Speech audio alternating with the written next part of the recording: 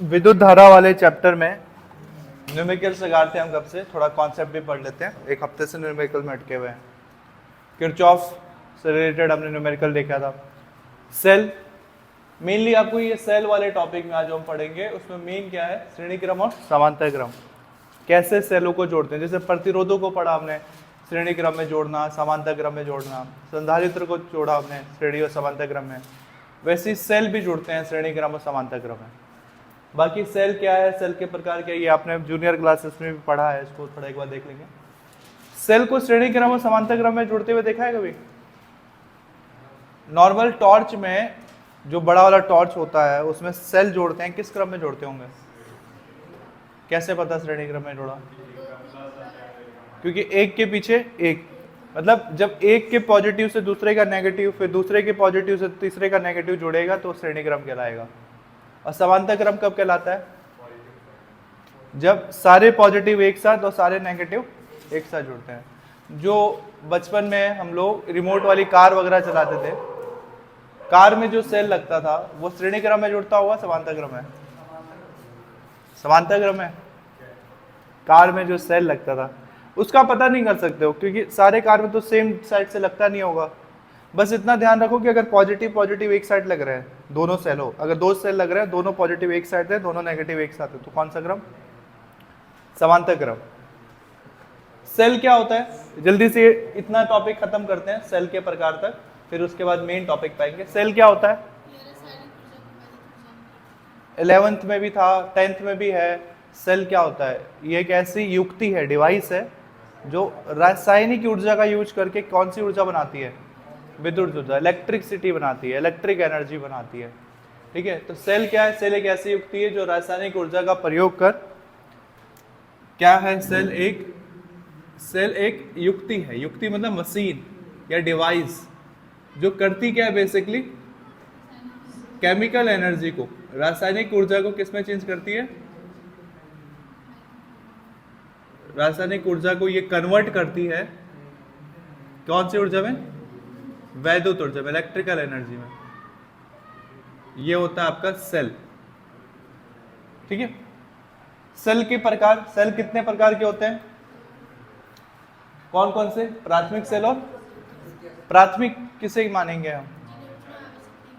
जिन्हें पुनः आवेशित नहीं किया जा सकता, जो नॉन रिचार्जेबल होते हैं।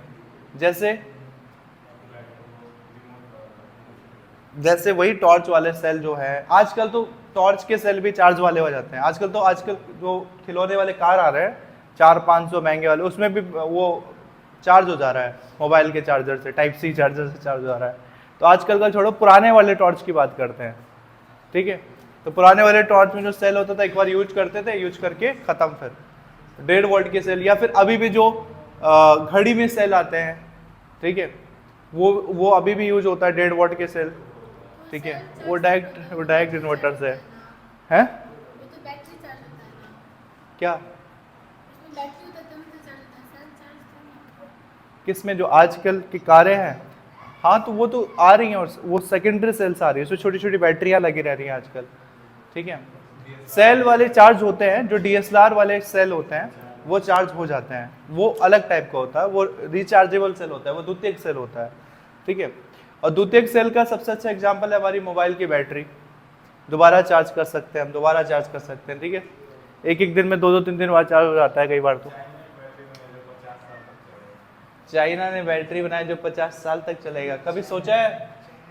टाइटेनियम की एक बैटरी आती है जो नॉर्मली यूज करते हैं नासा वाले अपने रोबोट को भी, अपने रोबोट के अंदर जो भी रोबोट बनाते हैं नासा वाले, टाइटेनियम की। और एक मटेरियल है, एक मिश्र धातु है, कुछ मुझे एग्जैक्ट याद नहीं आ रहा है। हम जो बैटरी यूज करते हैं ना, वो लिथियम और पॉलीमर की बैटरी होती है, Li लिखा होगा। लिथियम बैटरी हम यूज करते हैं। या भी जितने भी इलेक्ट्रिक बैटरियां यूज हो रही हैं, electric car, electric e rickshaw वगैरह, सब में लिथियम की बैटरी यूज होती है। अगर आप मोबाइल का बैटरी निकालो, अब तो मोबाइल में बैटरी निकलता ही नहीं है, पुरानी बैटरी अगर आपने देखी उस पर Li लिखा होगा, LiPo। ठीक है, लेकिन जो नासा जैसे वैज्ञानिक, जो नासा जैसी संस्थाएं हैं जो कि रोबोट भेजना है अंतरिक्ष में, और वो चाहते हैं कि सालों साल चलता रहे। ठीक है, भले सोलर पावर से वो चल रहा है, लेकिन सोलर की जो पावर है वो कहीं तो बैटरी में स्टोर हो रही होगी, तो टाइटेनियम की बैटरी यूज करते हैं और भी बहुत से सीजियम की बैटरी यूज करते हैं। ये बैटरियों का लाइफ टाइम होता है 100 साल, 90 साल, 120 साल, इतने सालों तक वो इतनी छोटी छोटी बैटरियां लगेगी और चलेगी। ठीक है, तो उनका लाइफ टाइम बहुत होता है, करोड़ों अरबों रुपए की होती है वो बैटरियां। चार्ज होने में टाइम, वो डायरेक्ट सोलर से चार्ज होता है ना, तो चार्ज होता है वो शायद सोलर से, या फिर एक बार उसको चार्ज कर दो वो लगातार चढ़ता रहेगा। और जो 100 साल चलेगा, जो 100 साल बैटरी चलेगा, उसको चार्ज करने की तुम्हें जरूरत क्या है? ठीक है, एक बार चार्ज कर दो, उसके बाद अपने ना दस्तावेज में लिख दो, प्रॉपर्टी में, कि मेरे मरने के बाद मेरे नाती का नाती इसको चार्ज करेगा। ठीक है, 100 साल बाद वो चार्ज करना है। तो प्राथमिक सेल द्वितीयक सेल कुछ ज़्यादा इंपॉर्टेंट, मतलब डिफिकल्ट नहीं है, केमिस्ट्री में भी है, फिजिक्स में भी है, इससे पहले भी आ चुका है। वे सेल जिन्हें दोबारा चार्ज नहीं किया जा सकता वो प्राथमिक सेल कहलाते हैं, और जो सेल दोबारा चार्ज किए जा सकते हैं, रिचार्जेबल होते हैं, उसे द्वितीयक सेल कहते हैं। फिर नीचे क्या है? सेलों का संयोजन। एक के पीछे दूसरा सेल को हम दो टाइप से जोड़ सकते हैं, श्रेणी क्रम संयोजन और समांतर क्रम संयोजन। तो इसमें पहला हेडिंग डाल दो, आप लिखने वाला काम ये कर लो, सेलों का संयोजन हेडिंग, और सेलों के संयोजन में नंबर 1 हेडिंग डालो, श्रेणी क्रम संयोजन। सेलों के संयोजन में नंबर 1 हेडिंग, श्रेणी क्रम संयोजन। अब देखो इस डायग्राम में जो हमने आगे बनाया है, हमने इधर एक सर्किट बनाया है। इस सर्किट में हमने बहुत सारे सेल आपस में जोड़े हैं, और हमें नहीं पता, अभी तो आप गिन लोगे कि कितने हैं, 1 2 3 4 5 जितने भी हैं, बट सपोज करो हमें पता ही नहीं है कि इसमें कितने सेल हैं, n टाइम्स ऑफ सेल हैं। तो इसमें ये जो पार्ट है इसको मैं डॉट डॉट करके दिखा रहा हूँ जानबूझकर, डॉट डॉट डॉट करके। आप डायग्राम बनाओगे तो अच्छे से बनाना, ये वाला जो पार्ट है डॉट डॉट करके दिखाना। डॉट डॉट का मतलब है कि इसके बीच में बहुत सारे सेल हो सकते हैं, हमें नहीं पता। और लास्ट में जो सेल है वो nth टर्म का सेल है, nवां सेल है ये सेल, पहला वाला सेल है। तो सेल का विभव क्या हो सकता है? सेल के विभव को किस चीज से दिखाते हैं? E1, E2, E3, E4, और करते करते E डॉट डॉट डॉट करते करते कहां तक पहुंच गया? n नंबर का सेल है, तो ये हो गया En। सपोज प्रत्येक सेल का अपना आंतरिक प्रतिरोध होता है, तो सेल के आंतरिक प्रतिरोध को किस चीज से दिखाते हैं? R1, R से दिखाते हैं ना, तो बहुत सारे, तो R1, R2, R3, R4, और n नंबर के सेल का आंतरिक प्रतिरोध मान लो क्या है? सेल का आंतरिक प्रतिरोध।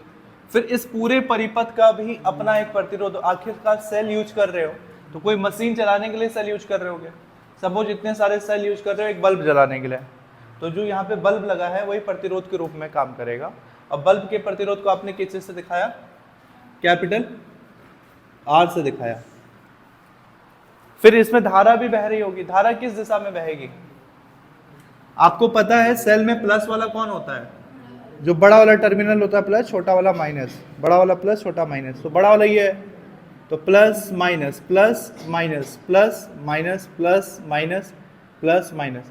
तो प्लस वाले से करंट निकला I, फिर ये करंट ऐसे घूम करके जाएगा और किस में एंटर करेगा? माइनस वाले में एंटर कर जाएगा। ये कंप्लीट सर्किट है हमारा, दिख रहा है श्रेणी क्रम में जुड़ा है। अगर पूछा जाए श्रेणी क्रम में जुड़ा है आपको परिभाषित करना, तो कैसे करोगे? जब सेल का माइनस सिरा अगले सेल के प्लस से, देखो ये वाला माइनस सिरा अगले सेल के प्लस सिरे से जुड़ा है और वही कंटिन्यू होता चला गया है, फिर दूसरे वाले का माइनस सिरा पहले वाले के प्लस से, जब ऐसे जुड़ेगा तो श्रेणी क्रम। और जब प्रत्येक सेल का प्लस सिरा प्रत्येक सेल के माइनस सिरे से जुड़े तब वो कहलाएगा समांतर क्रम। आपको डिराइव करना है कि इसका टोटल विद्युत वाहक बल क्या होगा या टोटल करंट क्या होगा। एक नया फॉर्मूला लाना है जिसमें I आए, E आए, स्मॉल r आए या कैपिटल R आए। श्रेणी क्रम में जोड़ने पर क्या फॉर्मूला आएगा? बहुत सिंपल है, कोई इतना डिफिकल्ट है नहीं आपका। हमें धारा निकालना है टोटल। अगर इनको श्रेणी क्रम में जोड़ा है तो धारा निकल के तो E भी निकल जाएगा, R भी निकल जाएगा। कोई एक चीज निकाल लो पहले। करंट निकालने का फॉर्मूला हमने सिंपल सा क्या पढ़ा है आज तक ओम के नियम में? V बराबर IR। तो यहां से I कैसे निकालोगे? I निकालेंगे V अपॉन ओम के नियम का। बार बार मैं ओम का नियम इसलिए कहता हूँ क्योंकि मान के चलेंगे कि 10th तक हमने इसे अच्छे से पढ़ा है ओम का नियम। अच्छा, यहाँ पे सेल की बात हो रही है तो V की जगह क्या आ जाएगा, E के बात आ जाएगा। और यहाँ पे दो प्रतिरोध हैं, एक सेल का अपना प्रतिरोध है, एक बाह्य प्रतिरोध है, तो R कभी सिंगल नहीं रहेगा, R की जगह आल्सो कौन आ जाएगा, स्मॉल r, सेल का आंतरिक प्रतिरोध। इसमें बहुत सारे सेल है। तो नॉर्मली E का मतलब क्या होता है, सेल का विभव, सेल का विभव, और R का मतलब होता है जो भी R है नीचे, परिपथ का प्रतिरोध, चाहे वो आंतरिक हो चाहे बाह्य।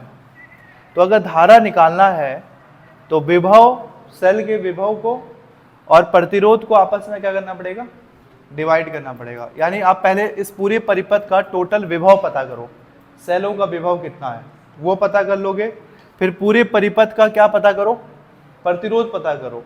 जब वो भी पता चल जाएगा तो आपस में डिवाइड कर दो, जो आंसर आया वो क्या होगा आपका, धारा। ओके, तो धारा निकालने के लिए हमें सबसे पहले क्या करना है, सेल का विभव, कुल विभव पता करना है हमें धारा निकालने के लिए। देखो ये सारे सेलों को जोड़ दिया, कुल विभव कितना होगा, सेलों का कुल विभव, विभव बोल लो या विद्युत वाहक बल बोल लो, विभव, सेलों का विभव E से दिखा लो टोटल, E बराबर कितना होगा, E1 plus E2 plus E3, ऐसे करते करते कितने बार गया है, n बार गया है। तो ये आ गया E1 plus E2 plus E3, E4 भी जरूरत नहीं कि आप दिखाओ, और डॉट डॉट डॉट कितने टाइम्स गया ये, En टाइम्स गया है। आप इन सबको जोड़ दोगे आपस में। ओके, तो सेलों का विभव, विभव के बाद हमें और क्या निकालना है, प्रतिरोध निकालना है। तो वही चीज, सेलों का कुल प्रतिरोध, सेलों का कुल प्रतिरोध कितना हो जाएगा, बराबर, ये सिंपल आप कह सकते हो, प्रतिरोध कितने हैं यहाँ पे, आंतरिक प्रतिरोध R1 R2 R3 R4 कहाँ तक है, R तक, और सब श्रेणी क्रम है। तो श्रेणी क्रम में कैसे जुड़ता है, 1/R1 1/R2 करके जुड़ेगा या सीधा जुड़ेगा, श्रेणी क्रम में तो सीधा जुड़ता है। तो आंतरिक प्रतिरोध तो सिंपल जुड़ गया, और बाह्य प्रतिरोध कितना है, कैपिटल R। तो टोटल प्रतिरोध कितना है, टोटल प्रतिरोध है कैपिटल R प्लस, फिर इनको जोड़ दो आपस में, टोटल प्रतिरोध है कैपिटल R प्लस, फिर ये छोटे छोटे प्रतिरोध R1 plus R2 plus R3, और डॉट डॉट डॉट डॉट कहाँ तक गया, ये n टाइम्स तक गया है। हमने क्यों निकाला है, क्योंकि हमें धारा निकालनी है I, और I निकालने के लिए सेल का विभव और सेल का प्रतिरोध निकालना चाहिए, जो हमने निकाल लिया है। अतः परिपथ में बहने वाली कुल धारा कितनी होगी, अतः परिपथ में धारा, परिपथ में धारा I बराबर कितना होगा, कुल सेलों का कुल विभव बटे सेलों का कुल, या फिर परिपथ का कुल आंतरिक प्रतिरोध, सॉरी प्रतिरोध। परिपथ में धारा बराबर सेलों का कुल विभव बटे परिपथ का कुल प्रतिरोध। बस वैल्यू रख दो, आंसर आ गया, इतना सिंपल है ये। बट ये दो टाइप से हम करेंगे, अभी ये कंप्लीट नहीं है। सेलों का कुल विभव कितना है, E1 plus E2 plus E3 करके वो उतार लो, E3, और ये कितने टाइम्स गया है, n टाइम्स गया है। और परिपथ का कुल प्रतिरोध कितना है, R1 plus R2 plus R3 Rn, और हाँ कैपिटल R को हमने छोड़ दिया है, बट उसको लाना है। ठीक है, तो ये क्या आ गया, टोटल करंट निकल के आ गया। लेकिन सिर्फ इतना नहीं करना है हमें ये मान के चलना है क्या होगा यदि सबका विभव सेम हो, मतलब E1 की जो वैल्यू है वही E2 की हो, E3 की, मतलब एक का वैल्यू सपोज 4 वोल्ट है एक सेल का, और सपोज करो कि इस परिपथ में जितने भी सेल लगे हैं सारे कितने वोल्ट के लगे हैं, 4-4 वोल्ट के ही लगे हैं, तो उस कंडीशन में आंसर क्या हो जाएगा, वही आपका रियल आंसर होगा, मतलब छोटा सा एक आंसर आएगा, ये तो काफी लंबा जाएगा।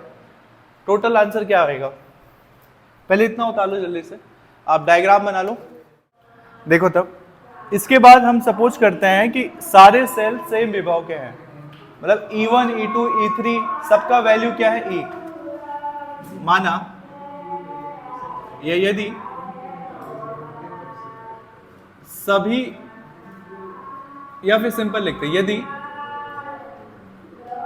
E1 बराबर, E2 बराबर, E3 बराबर, मतलब सब सेम ही है, और डॉट डॉट डॉट बराबर ये ना, सबका कितना है विभव, सॉरी E, मान लो कि सबका विभव कितना है E है, मतलब E1 की वैल्यू भी E, E2 की वैल्यू भी E, सबका E है।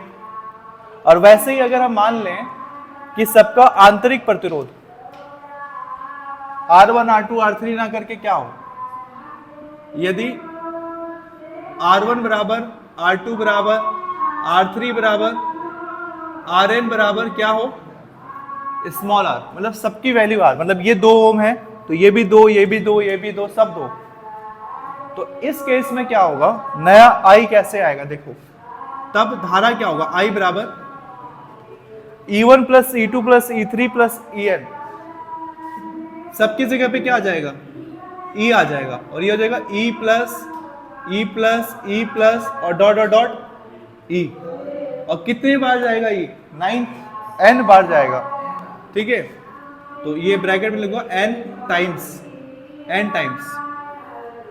और नीचे R, एक तो बाह्य प्रतिरोध है capital R, plus R1, R2, R3 की जगह क्या हो जाएगा, R plus R plus R plus Rn, या फिर R, ये भी कितने टाइम्स गया, 9 टाइम्स, n टाइम्स सॉरी। तो E को n बार जोड़ोगे तो कितना आएगा आंसर, ये आंसर आएगा n इंटू E, और R प्लस, और R को n बार जोड़ोगे तो आंसर कितना आएगा, n इंटू R। तो आपको ये छोटा सा आंसर आ गया जो आपको याद रखना है। कैसे बोल रहा हूं मैं, समझो, जैसे 2 है ना, मैंने क्यों n कहा, जैसे 2 है, सबका आंसर 2 2 आ रहा है, और मैंने ये 2 को सपोज जोड़ा है 10 बार जोड़ा है, ये कितने टाइम्स जोड़ा है, 10 बार जोड़ा है मैंने n को, तो 2 को 10 बार जोड़ोगे तो आंसर क्या आएगा, 2 तरीके हैं, या तो 2 दूना 4 दूना 8 करके गिनो, या फिर सीधा करो 10 बार है और इंटू क्या है 2, वैसे ये n बार था तो n को आगे रखा और वैल्यू है E, तो ये आ गया। देखिए एक छोटा सा लास्ट कंडीशन इसमें क्या बन सकता है, एक नया केस, यदि सेल विपरीत क्रम में जुड़े हों, देखो ऊपर और नीचे वाले डायग्राम में क्या डिफरेंस है, ऊपर बहुत सारे सेल लिए थे, इस बार 2 सेल लिया है, बस 2 सेल, बाह्य प्रतिरोध अभी भी आ रहा है, बहने वाली करंट अभी भी I मान लो, ठीक है। आप क्या करेंगे, इस सेल का क्रम देखो कैसे कैसे जोड़ा गया है, नॉर्मली श्रेणी क्रम में जोड़ा कैसे जाता है, पहले सेल का दूसरा टर्मिनल दूसरे सेल के पहले टर्मिनल से जुड़ता है। नॉर्मली हम इधर क्या करते थे, माइनस को प्लस से, फिर आगे माइनस को प्लस से जोड़ते थे, बट इधर क्या हो रहा है, माइनस माइनस से ही जोड़ रहा है। ऐसे कंडीशन में करंट क्या कहलाएगा, करंट की वैल्यू क्या होगी जब ऐसा रेयर कंडीशन आ जाए। पहली बात तो नॉर्मली ऐसे जोड़ोगे तो यूज ही नहीं हो पाएगा अच्छे से। देखो एक कंडीशन है, अगर दोनों सेल ना सेम वोल्ट के हैं, ये भी 1.5 वोल्ट का है, ये भी 1.5 वोल्ट का है, तो ऐसी कंडीशन में परिपथ में धारा प्रवाहित ही नहीं होगी, क्योंकि इधर से विभव देखो, इधर का विभव भी 1.5 वोल्ट, इधर का भी 1.5 वोल्ट, तो क्योंकि दोनों तरफ विभव समान है तो करंट कंफ्यूज रहेगा कि उसे जाना कहाँ है, करंट तो हमेशा ज्यादा से कम की तरफ जाता है। तो ये वाली कंडीशन सिर्फ तभी अप्लाई होगी जब 2 में से किसी एक सेल का विभव ज्यादा हो और दूसरे का कम। मान लिया 2 सेल है, पहले वाले को क्या नाम देते हैं, E1 और दूसरे वाले को E2, और मान लेते हैं इस कंडीशन में पहले वाले सेल का विभव क्या है, ज्यादा, और दूसरे वाले का क्या है, कम। E1 बड़ा है और E2 छोटा है, तो करंट कहां से निकलेगा, E1 से निकलेगा और किस तरफ जाएगा, E2 की तरफ। देखो ये वाला केस पॉसिबल है, सिर्फ तभी पॉसिबल है जब एक बड़ा हो सेल, एक ज्यादा विभव वाला हो, एक कम विभव वाला हो। बस इस आंसर में थोड़ा सा डिफरेंस आ जाएगा। क्या कह रहे हो, अब इसमें जो कम विभव वाला है ना वही नेगेटिव का काम करेगा। हम तुलना करके चल रहे हैं यहाँ पे, अब कम विभव वाला ही नेगेटिव की तरह बिहेव करेगा और ज्यादा विभव वाला पॉजिटिव की तरह बिहेव करेगा। टोटल करंट कितना हो जाएगा, I बराबर, जैसे कि बहुत सारे थे तो हमने E1 E2 जोड़ा आपस में, इसमें कितने हैं, दो ही हैं, E1 E2। जब कभी इस क्रम में जुड़े हों तो सेल का कुल विभव या परिपथ का कुल विभव कितना हो जाता है, E1 माइनस E2। जब ऐसे हो तो परिपथ का कुल विभव E1 माइनस E2 हो जाएगा और प्रतिरोध उतना ही रहेगा। सपोज इसका प्रतिरोध कितना है, मान लो कि दोनों का प्रतिरोध कितना है, R है, सपोज दोनों का प्रतिरोध, तो प्रतिरोध तो सेम ही होगा, R प्लस NR। दो बार है तो R प्लस 2R हो सकता है, ठीक है, या फिर अलग अलग है, R1 R2 है तब भी लिख सकते हो R1 प्लस R2। तो ये एक लास्ट केस है, जब दो सेल विपरीत क्रम में जुड़े होते हैं तो विभव को घटा दोगे, बाकी एज इट इज रहेगा। तो एक लास्ट केस ये वाला भी नोट डाउन कर लो, ये इतना ही है।